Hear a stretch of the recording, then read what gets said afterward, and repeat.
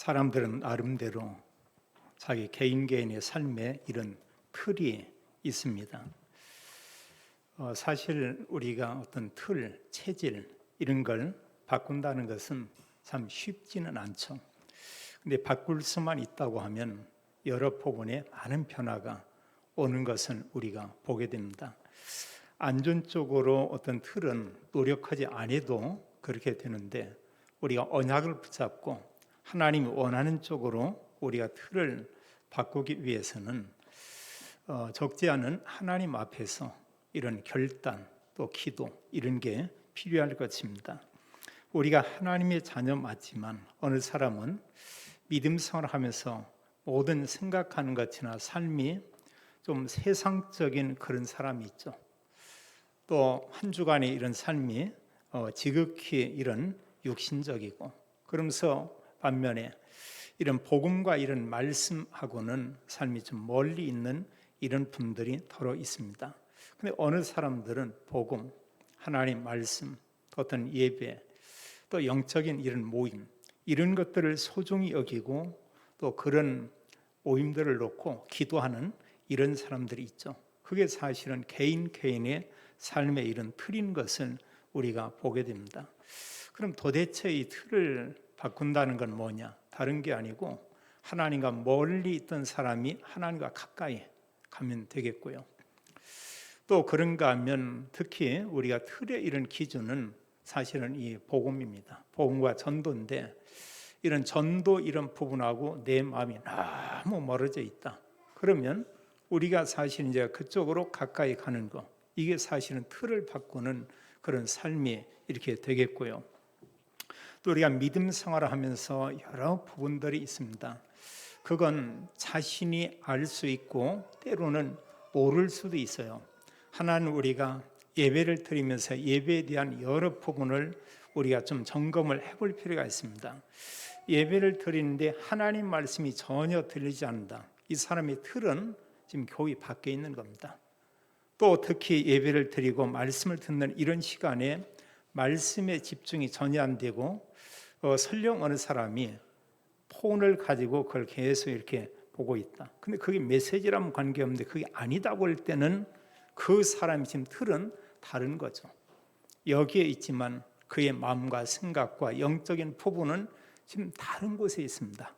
그 사람이 지금 집중하고 보고 있는 그 부분에 삶의 어떤 변화가 전혀 일어날 수가 이렇게 없죠. 그래서 믿음의 사람들을 보면은 내 중심 이게 아니죠. 그 사람들은 하나님 중심, 그 사람들은 오직 그리스도, 이런 복음 중심이었던 것은 우리가 볼 수 있습니다. 때로 사람들은 보면은 내가 뭐 상처를 받았다, 내가 뭐 어쩌다, 뭐 이런저런 얘기를 많이 하죠. 그게 사실은 알고 보면은 복음 중심이 아니기 때문에 그렇죠.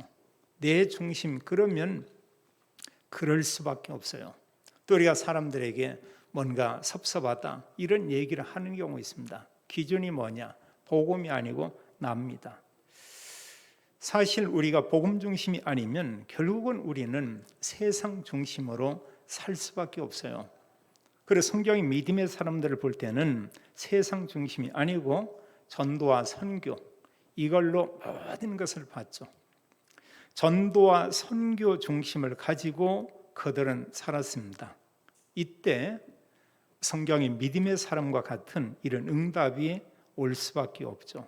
그럼 우리가 왜 정말 이 틀을 우리가 바꿔야 하느냐? 바꾸지 않으면 하나님께서 엄청난 축복을 우리에게 줬는데 그것을 우리가 전혀 누릴 수가 없습니다. 그게 나하고는 너무나 멀게 이렇게 느껴져요. 우리가 이런 틀을 바꾸지 않으면 그리스도와 함께 영적인 많은 복을 줬는데 그것이 내 것이 아닌 겁니다. 그것이 나하고는 너무나 이렇게 먼 거예요. 근데 우리가 정말 틀을 바꾸고 복음과 전도와 선교 이런 그 중심을 가지고 산다고 하면은 이제 하나님이 정말로 나와 함께 있구나 이걸 느낄 수가 있고요. 그 하나님께서 우리에게 주신 영적인 이런 복 이런 게 사실로 마음에 이렇게 와닿게 되죠. 이때 이 사람이 다른 사람에게 복음과 함께 영적인 복을 말할 수 있고, 그때 사실 우리가 현장에서 예수는 그리스도 이런 복음을 우리가 전할 수가 있죠. 또 사실 하나님은 하나님과 함께 있고 가까이 있는 자에게 많은 복음의 증거를 줍니다. 우리가 그걸 가지고 사람들에게 말하고 전하게 되죠. 많은 걸 가지고 있다. 그것 때문에 사람이 행복하다. 약간의 만족은 있지만 그게 행복의 기준이 아니죠. 하나님과 가까이 있어야 돼요. 복음을 가지고 있어야 돼요. 전도와 선교 비전을 가지고 있을 때 진정 참된 행복이 있고 거기에 진정한 만족이 있고 또 기쁨이 있고 감사가 있죠. 오늘날처럼 여러 부분에 힘든 이런 일들이 많이 있습니다. 우리가 가정에서나 직장에서나 사람과의 관계에서나. 근데 어느 사람이 정말 복음 가지고 누리고 있다. 아무 문제가 되지 않죠.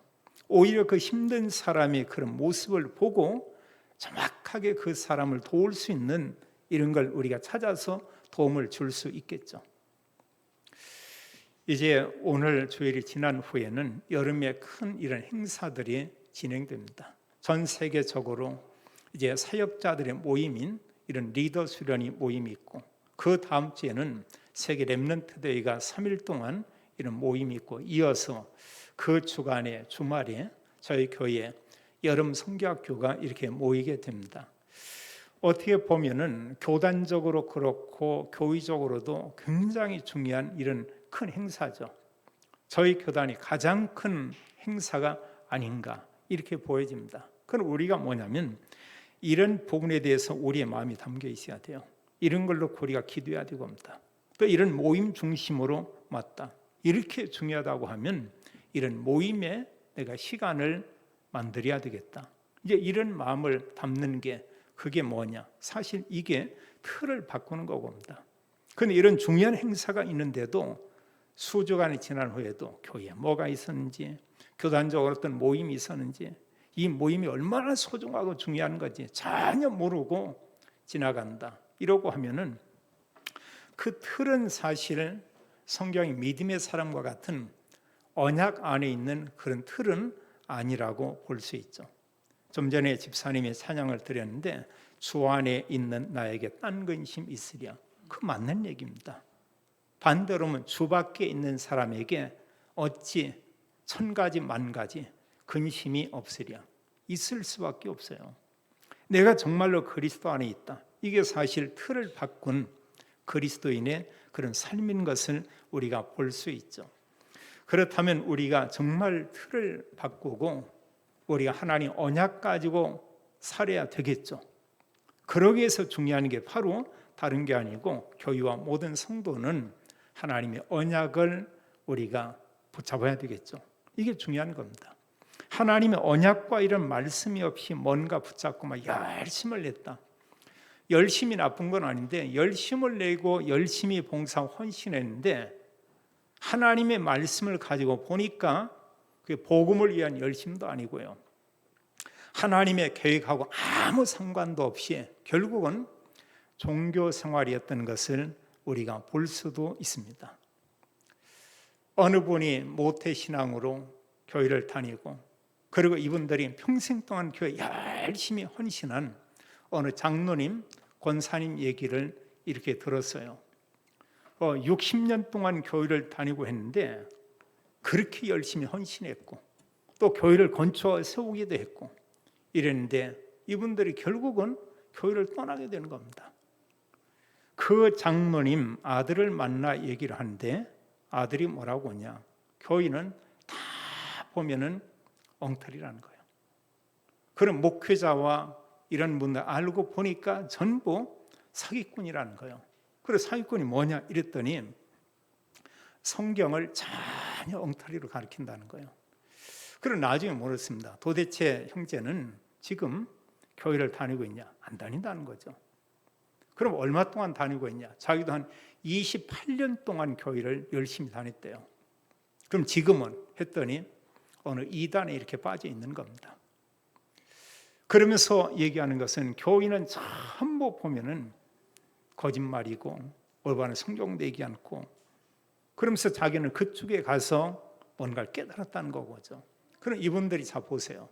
그 장로님과 권사님이 60여 년 동안 교회에 다녔지만 이분들이 뭐냐? 복음이 뭔지 모르고 다녔던 거예요.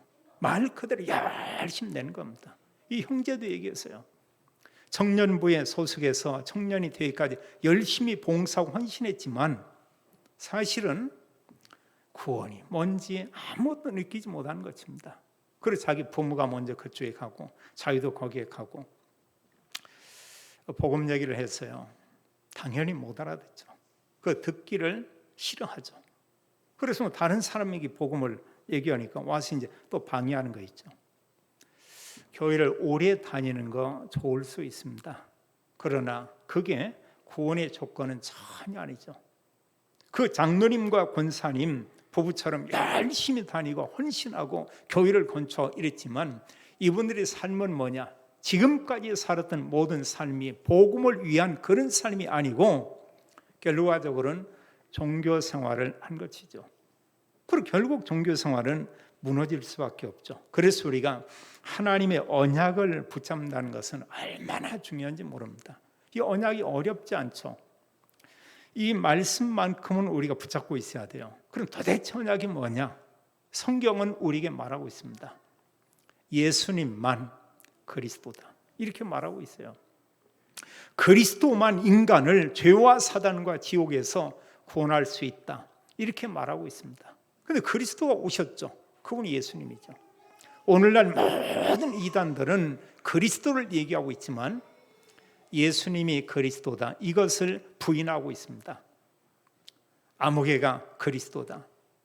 개똥이가 그리스도다. 누가 그리스도다. 이러고 있습니다. 근데 많은 사람들이 거기서 미혹을 받고 많은 사람들이 그곳에 가서 함께 이런 종교 생활을 하게 되죠. 성경은 말하고 있습니다. 그리스도 복음이 선포되는 곳에 하나님 나라가 임한다고 말씀하고 있어요. 그래서 사도행전에 보게 되면은 전도자들이 가서 정말 그리스도를 선포하는 경우가 있고요. 또 하나님 나라에 대해서 이렇게 그들에게 증거를 했다. 이런 부분이 있습니다. 그럼 도대체 하나님 나라와 그리스도는 뭐냐? 우리가 같다고 이렇게 보면 됩니다. 그리스도의 복음이 증거되지 않고는 어느 곳에도 하나님 나라가 임할 수가 없죠. 또 이게 말씀하고 있습니다. 우리 연약한 거 하나님께서 알고 있어요. 그래서 우리에게 말하기를 오직 성령이 너에게 임하시면 이랬습니다. 성령은 하나님이시죠. 하나님이 영이 우리에게 임하면서 우리가 권능을 받고 영적 힘을 가지고 예루살렘, 온유대, 사마리아 땅끝까지 이르러 증인이 될 것이다. 이렇게 말했습니다. 누구의 증인이냐? 예수님이 그리스도라고는 그 증인. 이걸 말하고 있어요. 그리고 우리가 사실 영적으로 충만하면 복음 전하는 게 어렵지가 않죠. 또 우리가 붙잡을 언약이 뭐냐? 성경이 바로 언약이죠. 그럼 성경의 모든 내용 또 무엇을 말하냐? 복음을 얘기하고 있어요. 그래서 성경의 이런 말씀과 함께 성경에서 말씀하는 그리스도와 함께 성경 말씀을 가지고 증거되고 있는 그 강단의 설교, 이게 사실 그게 또 언약이죠. 이게 중요한 겁니다. 어느 사람은 그럴 수 있어요. 설교 내용에서 붙잡을 게 뭐 이렇게 있냐 이럴 수 있는데 우선 그런 정도 분별을 하는 거 뭐 꼭 나쁘진 않을 겁니다. 그러나 문제는 벌써 그 상태가 뭐냐면 내 중심이죠. 우리가 읽은 하나님의 말씀인 성경이 있습니다. 하나님께서는 왜 저 말씀을 나에게 전하고 있을까? 또 한 가지 이런 질문 가운데 강단에서 말씀을 이렇게 전하는 것처럼 그 말씀을 가지고 내가 다른 사람에게 지금 전달하고 말하고 있는가? 말하고 있다고 하면은 어느 말씀을 전하든 그 말씀은 너무 소중할 것입니다. 어느 사람이 길을 지나가는데 멀찍이서 예수는 그리스도, 그 말도 은혜가 될 것입니다. 그리고 거기에 마음이 이렇게 담기겠죠. 우리가 하나님의 말씀의 성경과 강단의 이런 말씀, 그게 언약이고요. 또 도대체 언약이 뭐냐 할 때 그리스도께서 모든 구원을 이루시고 부활하신 후에 말씀한 40일 동안의 말씀을 전한 그 내용, 이게 언약이죠. 그 언약의 내용 40일 동안 말씀한 것은 공생애 동안은 이제 예수님께서 그 수많은 사람들이 알린 것은 하나님 나라에 대해서 말씀했지만 자신이 그리스도라고 하는 것을 그들에게 알렸고요. 부활하신 후에는 예수님이 그리스도라는 것을 아는 그 사람에게는 한 메시지를 말씀하고 있죠. 너희는 가서 모든 민족을 제자로 삼으라. 너희는 온 천하에 다니며 만민에게 복음을 전파하라. 너희는 땅끝까지 이르러 내 증인이 되리라. 이게 모든 메시지에 답니다. 그리고 좀 더 이렇게 말씀한 내용 가운데는 정말 예수님이 그리스도라는 그 사실을 후대들에게 알리고 그들에게 증거하도록 하라. 이게 전체 다요 보면은요. 그리고 부활하신 후에 40일 동안 구원받은 성도, 그 제자들, 수많은 사람들이 말씀한 내용은 예수님께서 다른 얘기 안 했어요. 한 메시지를 그들에게 전하면서 이들에게 각인시킨 겁니다. 이 복음은 너희들만을 위한 복음이 아니고 모든 민족, 만민, 땅끝의 모든 사람이 들어야 될 그런 복음이다. 이걸 말씀했죠. 여기서 나오는 그 단어가 우리가 얘기하듯이 선교 이렇게 말하고 있죠. 성경은 이렇게 보게 되면 틀을 바꾼 사람을 사용하는 것을 보게 됩니다. 근데 사실은 이 틀을 바꾸지 않고 아무리 하나님의 언약을 가졌다고 하지만 그 사람의 생각, 그 사람의 삶, 그 사람의 모든 관심, 이게 사실 세상적이면 그를 통해서 하나님 일을 할 수가 없죠. 하나님 말씀 좋습니다. 거기 멈춰 있는데요. 근데 모든 믿음의 사람들은 언약의 말씀을 가지고 기도했고요. 그 말씀을 가지고 정말 살았던 것을 우리가 보게 됩니다. 우리가 배고픈 사람이요, 밥을 이렇게 밥 먹는 걸 구경한다. 더 배고파요. 뭔가를 먹으면 허다못해 물이라도 한두 컵 마시면 허기진 게 좀 채워지는 것을 우리가 볼 수 있습니다. 정말 하나님의 응답과 증거를 보기 위해서는 우리가 하나님 기도가 하나님 응답을 볼 수 있는 그런 방법 중에 하나고, 그보다 더 구체적인 것은 언약의 말씀을 가지고 살 때 본인이 아주 구체적으로 느끼게 됩니다. 아, 바로 이런 거였구나. 성경 믿음의 사람들이 말씀 가지고 살 때 하나님이 이런 응답과 이런 증거를 줬구나. 이걸 알게 되죠. 사도행전에는 이런 큰 교회의 두 흐름을 우리가 볼 수가 있습니다. 하나 교회는 예루살렘에 시작된 마가 다락방 교회고요. 또 하나 교회는 안디옥 교회와 함께 그 교회를 통해서 세워진 그 여러 지역에 있는 이런 교회들이죠. 이게 달랐어요. 어떻게 이런 교회가 다르냐? 예루살렘 교회는 이게 사실 성령이 임하고 모인 모든 사람들이 은혜를 받았고 예수는 그리스도 이런 고백도 했고 이들이 날마다 모이기도 했습니다. 그런데 그들이 어느 면에 그런 품 참 좋죠. 그러나 아주 중요한 그리스도께서 그들에게 준 중요한 이런 미션, 비전, 전 세계 살리는 이런 사실, 하나님 언약을 그들이 붙잡지 않은 겁니다. 나름대로는 어떤 완전한 하나님의 언약을 붙잡았다고 얘기하고 있지만 이들이 사실은 보지 못하는 게 있어요. 너무 제한적으로 이렇게 사실 이들이 생각을 했죠. 마가 다락방에 모인 그 사람들은 이런 전도 선교를 어떻게 봤냐? 그들은 대상이 유대인이었습니다. 그래서 예루살렘에서 이 복음을 전했어요. 유다 지역의 복음을 전했어요. 더 나가야 될 거 아니에요. 성경 말씀하기를 그리스도께서 그들에게 너희가 사마리아에 가서도 복음을 전하고 땅끝까지 가서 이 복음을 전해야 한다. 이랬는데 예루살렘 교회는 가지 않았습니다. 어떻게 보면은 자기들만의 그런 잔치로 끝나버렸어요. 이때 하나님은 예루살렘 교회에 이런 환난을 허락을 했죠. 예루살렘 교회에 결국 본인들이 가지 않으니까 로마 군인들이나 헤롯 왕이나 이런 유대인들에 의해서 결국은 복음 가진 그 교회에 대해서 책망을 하는 겁니다. 그러면서 결국은 이들이 예루살렘에 머물 수 없도록 이런 큰 박해가 일어난 것을 볼 수 있죠. 성경은 오늘 그렇게 말씀하고 있습니다. 예루살렘에 이런 큰 박해들이 일어날 때 이 사람들이 전부 흩어졌다고 얘기하고 있어요. 19절은 말씀하기를 스데반의 일로 일어난 환난으로 말미암아 흩어진 자들이 이러고 있습니다. 이로 말할 수 없는 큰 박해가 사도행전 8장 1절로 3절에 연결해 볼 필요가 있죠. 거기 보면 예루살렘 교회에 큰 박해, 환난 이게 일어났습니다. 사도 위에는 모든 사람들이 다 흩어졌다고 얘기하고 있어요. 그게 뭐냐? 그게 하나님의 방법이에요. 하나님 방법입니다. 때로 어느 사람이요 어떤 잘못을 하고 있는데 본인이 깨닫지 못한다. 그럼 결국은 이제 세상 법이 그 사람을 깨닫게 하잖아요. 그리고 그 죄에 대한 어떤 형벌을 받기 위해서 감옥에 가두기도 하는 것을 우리가 보게 됩니다. 그러나 구원받은 하나님 자녀가 하나님 앞에서 돌이킨다. 하나님 모든 부분을 하나님께서 용서하고요. 하나님께서 사람들의 마음과 모든 걸 다 움직이고요. 오히려 그 사람에게 더 큰 은혜를 베푸는 것을 우리가 볼 수 있습니다. 그래서 하나님의 언약을 붙잡는다. 너무 중요하죠. 이 예루살렘 교회를 통해서는 전 세계에 복음을 전할 수가 없어요.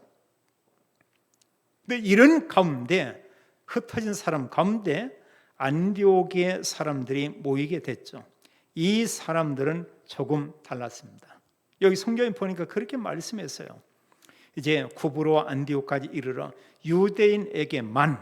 유대인에게만 말씀을 전하는데 이러고 있습니다. 누가? 유대인들이요. 참 이거 쉽게 안 바뀝니다. 이게 틀이에요. 어떻게 보면 자기 민족에게만 끼리끼리만 여전히 그 올리고 있다.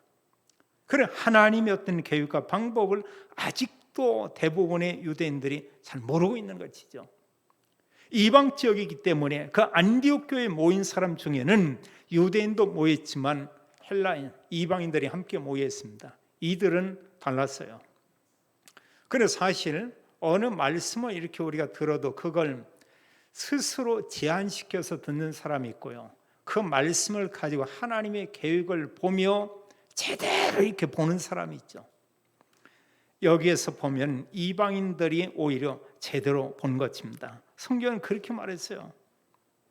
이 성경에 보니까 20절에 구브로와 구레네 몇 사람이 안디옥에 이르러 하면서 이 사람들 중에 몇몇이 헬라인에게도 말하여 이렇게 얘기했습니다.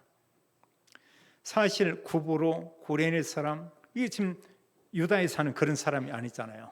이스라엘 밖에 사는 그 사람들이 여기 보면 안디옥 교회에 모인 그 사람들에게 거기에 있는 이방인들에게 예수 그리스도 주 예수를 전파하니 이렇게 말했어요.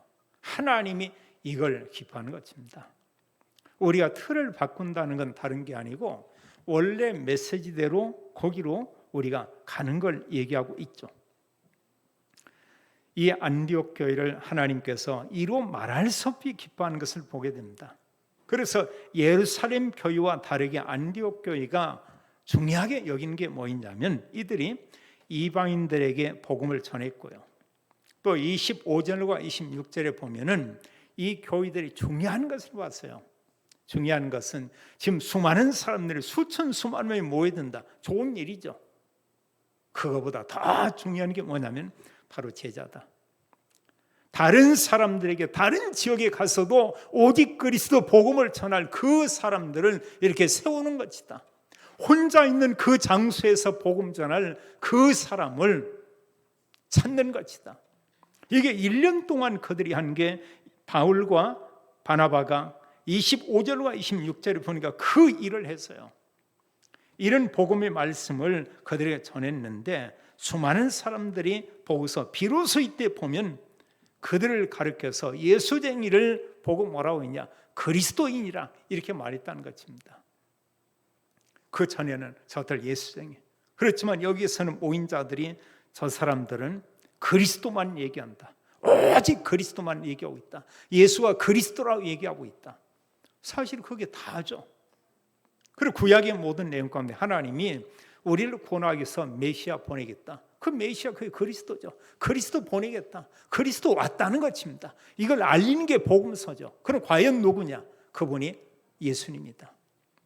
그래서 우리가 복음을 전할 때 그리스도, 예수님만 그리스도, 이런 말씀을 우리가 전하고 있죠. 그리고 안디옥 교회는 예루살렘 교회와 더 결정적으로 다른 게 있습니다. 예루살렘 교회는 선교사 파송, 사도행전을 보세요. 그게 없어요. 그게 없습니다. 선교사를 파송한 교회가 바로 안디옥 교회였죠. 어떻게 보면은 작은 교회였지만 사람들은 모여들고, 그런 안디옥 교회가 숫자가 많다 적다가 아니고 거기에 모인 사람들의 이들의 생각이 달랐던 거예요. 그들이 붙잡은 언약의 말씀이 달랐던 겁니다. 예루살렘 교회는 예루살렘과 온유대 끝, 이게 다죠. 근데 안디옥 교회는 그걸 넘어서 이게 끝이 아니고 사마리아, 마게도니아, 그런가 더 나가서 로마, 또 서머나, 이런 모든 지역까지 말 그대로 땅끝을 그들은 보고 있었죠. 하나님께서 그런 교회를 쓸 수밖에 없었죠. 하나님은 틀을 바꾼 안디옥 교회를 무조건 하나님 축복했습니다. 무조건이라는 게 안 맞을 수 있죠. 언약 붙잡으니까 조건은 언약이 조건이고요. 그런 후에는 이것저것 아무 상관없이 하나님은 안디옥 교회에 모든 은혜를 다 부어줬어요. 그래서 사실은 선교사를 계속해서 이렇게 파송하고 후원하고 도울 수 있을 만큼 이 교회에 하나님 은혜 준 것을 보게 됩니다. 예루살렘 교회에 대한 이런 어떤 성경에서 얘기한 부분이 사도행전에 보면은 이제 어느 정도 나오다가 그게 끊기죠. 그 내용이요. 13장서부터는 모든 내용이 안디옥 교회와 그 교회를 통한 전도와 선교운동, 그게 기록되고 있죠. 이유가 뭐냐? 완전히 틀을 바꿨어요. 그리스도, 전도, 선교, 이런 틀을 가진 것이죠. 21절에 보니까 이런 이방인들에게 복음을 전했는데 성경은 그렇게 말하고 있어요. 주의 손이 그들과 함께 하시며, 이런 겁니다. 예루살렘 교회에 이런 역사가 있었다. 처음에 성령이 임하고 역사하고 이런 은혜 가운데 있었지만 더 이상 예루살렘 교회에 대해서 그게 언급하고 있질 않아요. 아예 그들은 뭐냐? 세계복음화, 237 복음화, 선교, 여기에는 마음이 없었던 것 같아요. 오히려 바울이 복음 전환하니까 불러가지고 이런저런 시비를 거는 겁니다. 할례는 좋냐 안 좋냐, 왜 이랬냐 저랬냐, 이방인들에게 왜 이런 말씀을 전했냐, 이런 걸 가지고 사사건건 시비를 건 교회가 이게 예루살렘 교회였죠. 복음 가지고 있는데, 복음은 가지고 있지만 내가 복음 전하지 않으면 때로는 복음 전하는 전도자를 시기할 수도 있습니다. 미워할 수도 있습니다. 방해할 수도 있습니다. 어떻게 보면 복음이 다 안 돼요. 그리고 우리가 조금만 내 생각이 아니고 복음을 가지고 하나님 편에서 보면 모든 복음이 다 보이잖아요. 하나님 그걸 원하고 있잖아요. 주의 손이 함께하고, 또 23절은 말씀하기를, 여기 이제 바나바가 예루살렘 교회에서 안디옥에 와서 보니까 뭐가 보이냐? 하나님의 은혜가 보이더라, 이렇게 말하고 있어요. 그리고 우리가 사실 이제 성도들이 모인 이런 분위기 가운데 하나님의 은혜를 우리가 느낄 수가 있죠. 이건 굉장히 중요합니다. 그게 영적 분위기죠. 그런 가운데 성령께서 역사하고 정말 성령이 그들이 충만한 은혜를 주고 이런 거겁니다. 그래서 사람들이 보면서 뭔가 다르네, 이런 걸 느끼는 겁니다. 주의 손이 함께하죠. 그들의 은혜가 이렇게 보이죠. 그리고 그 당시에 전 세계 흉년이 들어오면서 굉장히 어려운 문제가 이렇게 왔습니다. 예루살렘 교회 말할 것도 없어요. 완전 구제 대상이 되어버렸습니다. 그런데 안디옥 교회에서는 그들을 도왔어요. 도울 만큼 이들에게 여유가 있었습니다. 하나님이 이런 언약을 붙잡은 안디옥 교회에 이런 경제에도 어려움이 없게 한 것을 이렇게 볼 수가 이렇게 있죠. 사실 올바른 하나님의 언약을 붙잡으면 모든 게 회복되는 것을 우리가 볼 수 있습니다. 이 시간 우리가 한 단어를 꼭 기억하면 좋겠어요. 많은 사람들은 복을 좋아합니다. 물론 부자가 됐다, 복이겠죠. 또 뭐 건강하다, 물론 복 맞습니다. 뭔가 어떤 이런 일들이 다 잘 되고 있다, 복이라고 볼 수가 있겠죠. 특히 부모님들의 간절한 소망, 자녀가 정말 잘 된다, 뭐 복이라고 말할 수 있겠죠. 나쁜 건 아니겁니다. 불신자 중에도 그 모든 부분이 잘 된 사람들 기독교인보다 훨씬 많아요. 훨씬 많습니다. 그의 내면과 속은 어떨지 모르겠지만 육신적으로 모든 부분에 부유하고 풍족하고 이런 사람들 얼마나 많은지 몰라요. 그게 진짜 복이냐? 복은 복인데 그건 뭐냐면 그림자 복입니다. 잠깐 관련이라 고생하는 그런 복입니다. 그 진짜 복 아니에요. 사람들이 막 모여들어서 교회 가면 굉장히 이렇게 성장한 부흥됐다, 어느 면에 복이라고 볼 수 있죠. 복 맞습니다. 그러나 진짜 복은 뭐냐? 바로 제자요. 우리의 제자라고는 한 단어, 이걸 우리가 기억해야 되겠습니다. 제자가 복 중에 복이죠. 이게 진짜 복이에요. 하나님이 보실 때 진정한 복은 뭐냐? 복음 가진 그 제자, 다른 사람에게 그리스도를 말하고 알리고 전하는 그 사람이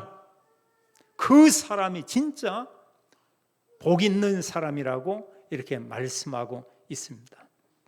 바울을 도왔던 모든 사람, 로마서 16장에 한 30여 명의 전도와 선교 함께한 사람, 이게 진짜 복 있는 사람이죠.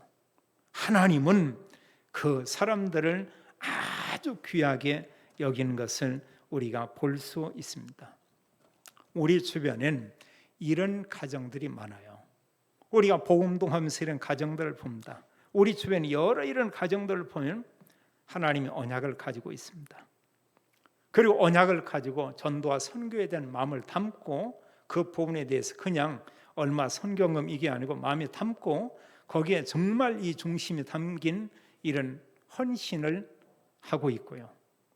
그럼 이렇게 보면은 그분들이 뭐냐? 만나는 사람에게 복음도 전하고 또 이런 말씀 운동도 하고 요즘 같이 줌을 통해서 또 이런 말씀 사역도 하고, 그게 뭐냐? 이게 바로 제자죠. 이런 삶을 살고 있고요.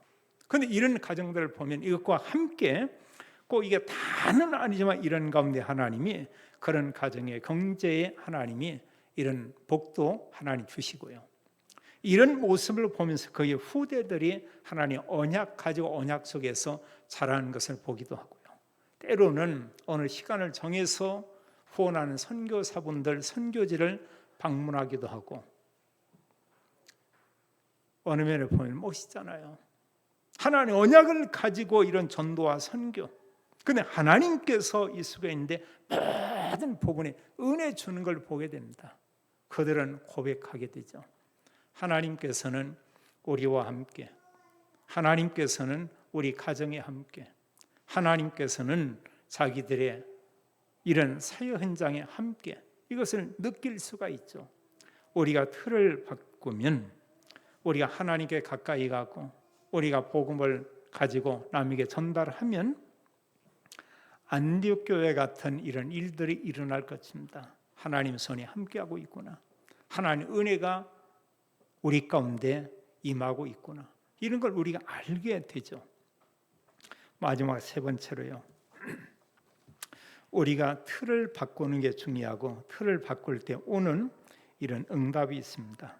그게 뭐냐? 틀을 바꾸면 가는 곳마다 하나님 나라가 임하게 되고요, 그 사람 가는 곳에 흑암이 결박되죠. 성경의 믿음의 사람들과 같은 이런 응답, 이런 증거들이 오게 되는 것을 우리가 보게 됩니다. 틀을 바꾸는 건 뭐냐? 우리가 개혁이라고 말할 수 있는데, 개혁, 틀을 바꾸는 것은 원래 성경의 것을 우리가 올바로 회복하는 것이죠. 하나님 말씀과 멀어진 상태에서 하나님 말씀으로, 하나님께로, 그리스도께로 우리가 가까이 가는 것이죠. 예를 든다면 우리가 기도하는데 늘 의식주와 나만을 위해서, 육신적인 것만을 위해서 기도했다, 이런 사람이 이제 하나님 언약을 붙잡고 말씀을 붙잡고 기도한다, 이게 틀을 바꾸는 거예요. 또 어느 사람이 예배 생활이 이렇게 조금 소홀한데 예배 생활을 정말로 소중하게 생각하고 예배를 회복하고 어느 사람이 오전 예배만 드리는데 내가 오후 예배도 드려야 되겠다.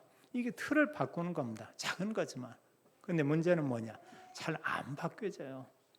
이게 한번 우리에게 어느 부분이 좀 체질화되면 참 어렵습니다. 이런 부분이.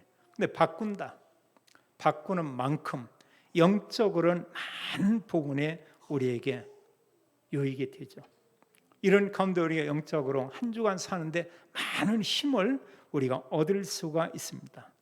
초대교회는 날마다 이렇게 모였다고 말하고 있어요. 또 초대교회는 모든 현장에서 복음을 가지고 누리고 또 증거를 했죠. 중요한 것은 우리가 틀을 바꾼다는 것은 복음을 가지고 있지만 전도와 선교에 대한 이런 마음이 우리 중심에 이게 있어야 돼요. 이게 틀 바꾸는 겁니다. 우리가 렘넌트 데이가 있고 오늘 오후에 렘넌트 헌신 예배가 있다. 이런 부분이 우리 함께 동참한다. 이게 틀을 바꾸는 겁니다.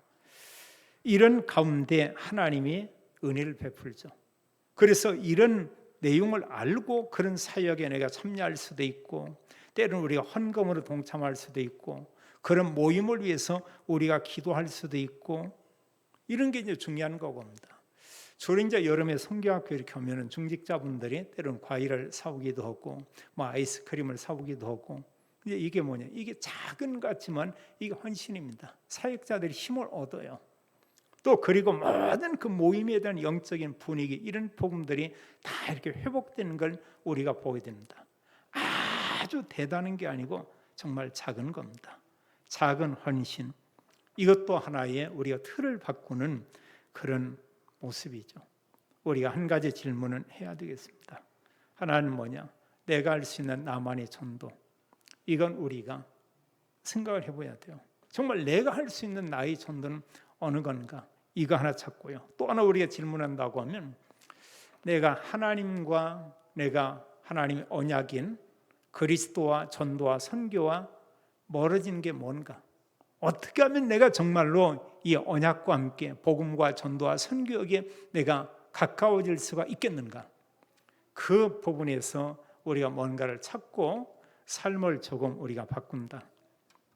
이런 게 사실은 우리가 틀을 바꾸는 것이죠.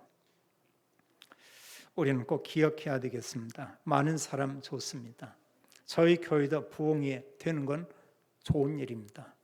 그러나 주님이 원하는 것은 맞지만 주님께서는 그렇게 말하고 있습니다.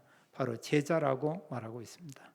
여기 모이는 한 분 한 분들이 제자가 돼서 제자의 삶을 이렇게 산다. 하나님은 그걸 원하시고 있는 것을 볼 수 있습니다. 우리가 하나님과 복음과 전도와 선교와 우리가 가깝다. 여기에 참된 행복이 있고 여기에 참된 기쁨이 있고 거기에 참된 만족이 있고 그런 사람이 진정한 삶 가운데서 감사합니다. 고맙습니다. 이런 고백을 할 수 있죠. 날마다 하나님과 함께 우리가 전도 선교 언약을 가지고 살며 우리 곁에 모든 사람에게 그리스도로 답을 주는 전도자의 삶을 살게 되기를 예수님의 이름으로 축원합니다. 아버지 하나님 감사와 찬양을 올립니다. 사도행전에 보면 마가 다락방 교회가 있습니다. 하나님 성령께서 그들에게 은혜를 주고 능력을 주었습니다. 그러나 이들은 예루살렘 유다 위에는 별 관심이 없었습니다. 언약을 가지고 완전히 틀을 바꾼 안디옥 교회 하나님 그 교회와 함께 그 성도들을 축복하는 것을 보게 됩니다. 하나님 소망교회 모든 성도와 렘넌트들이 복음 가진 제자가 되기 원하고 237 복음화 세계 복음화의 언약을 붙잡고 날마다 복음에 가까이 있고 날마다 전도 선교가 우리의 마음에 담겨서 우리가 복음동하는 이 시대의 전도자 또 참된 복음 가진 이런 또 주역이 되도록 하나님의 성도와 믿음의 가정들을 축복해 주옵소서. 주 예수 그리스도 이름으로 기도하옵나이다. 아멘.